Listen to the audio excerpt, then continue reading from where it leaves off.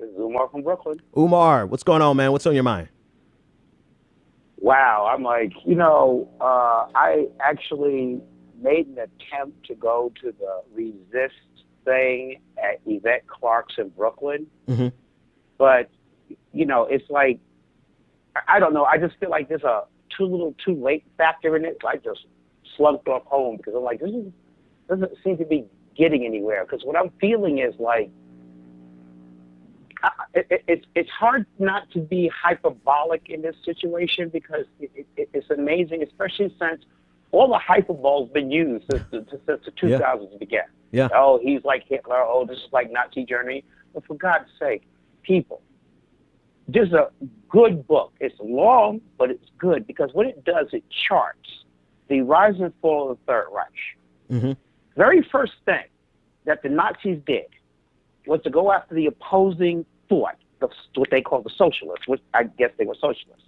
Then they attacked the press, and like Russia did, and squeezed the press into being more of a pro-party thing.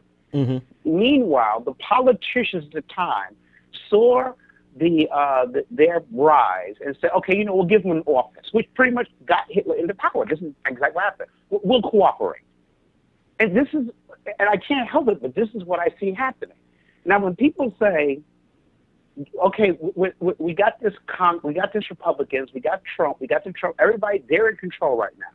There's so little we can do but. And I'm saying, there is no but. It's everything that can be done at this point. Yeah. And the major thing that I want to advocate is, except for the Democrats, because I think everything said about them is legitimate, but the grievances between all progressive people, be it Acorn, be it feminists, be it Black Lives Matter, it's got to drop.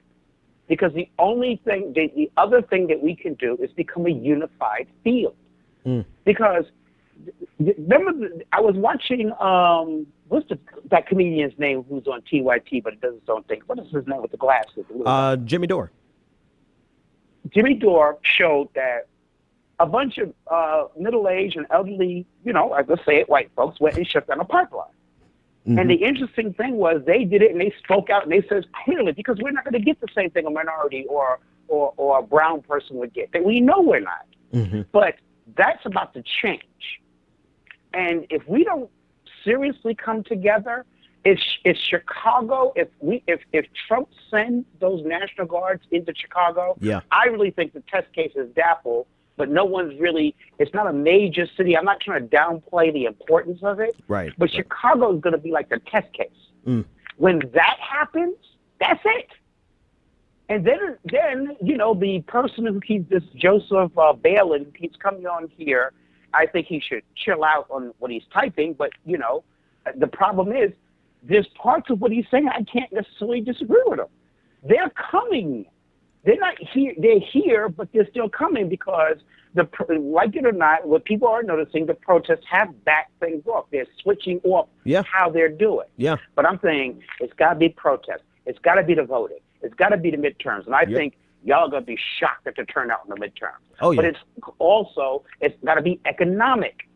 We got to find some common ground. We've got to drop these idiotic divisions and come together, because this is a force. It is going to take a force to stop this. Because while they're in office, you're right, there's very little you could do with getting them out of office till that election time comes, except the things that you can do. Except the things you can do. My example is always Trayvon Martin. I kept saying to people, stop attacking the courts. Go after Skittles, not all the whole case, just Skittles. Do you have any idea what the economic factor of a major boycott of that one candy will do? And if you want to know what it can do, go read about the Montgomery bus boycott. Yeah. Martin Luther King, the riots did not end back at a bus. The Montgomery bus boycotts did. And when that was over, back of the bus ended overnight. because they almost put that company out of business. We got to attack on all fronts. We've got to. That's We've right. got to come together. I wish I had a pulpit and a bullhorn. We've got to. I agree. Feminists have a racial problem. I agree. Some progressive places have a problem. Yep. But first, identify our monsters. Second, identify our traitors and stop playing the games. They're traitors. No more playing. I don't care if they come with one issue. I don't care how good Bill Maher used to be. Come on. That's it, man. That's it. It's over. This is no longer. I'm sorry, people. This is war. Get over it. No more. This is no more namby-pamby. No more intellectualizing. These fascists are. They're playing for keeps. They are playing for keeps, and we don't. And Umar, man, thanks so much for the call, man. They are playing for keeps, and we don't have time to play games. To play games with them, we don't. And I like what you said. You can't do. You could only do what you can do. And while we can't put Marco Rubio out of office for 6 years, unless he does something that he can be impeached over, but that's a different question. But even though we can't put him out for 6 years, we most certainly can put unprecedented pressure on him and everyone else.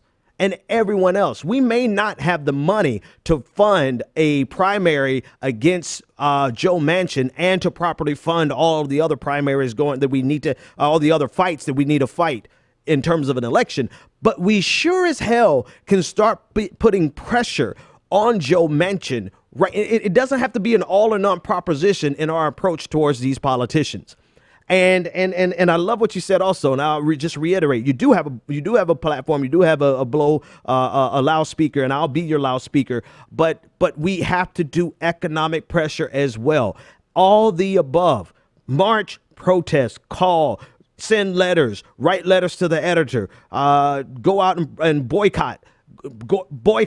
Hit there. If you had a problem with a politician in Massachusetts, who would you organize a boycott around? Let me think about that. Dunkin' Donuts. Dunkin' Donuts is headquartered here, and they're on every single corner, 3 or 4 corners of every single street in Massachusetts. So if you wanted to target the politicians in Massachusetts, go after one of their biggest corporate donors, Dunkin' Donuts. And it doesn't take much to research that. You know where city you're from. You know where you're from. You know who the big corporate person is there, corporation is there.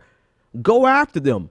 And it's going to require organization. It's going to require unprecedented levels of volunteerism. Yeah.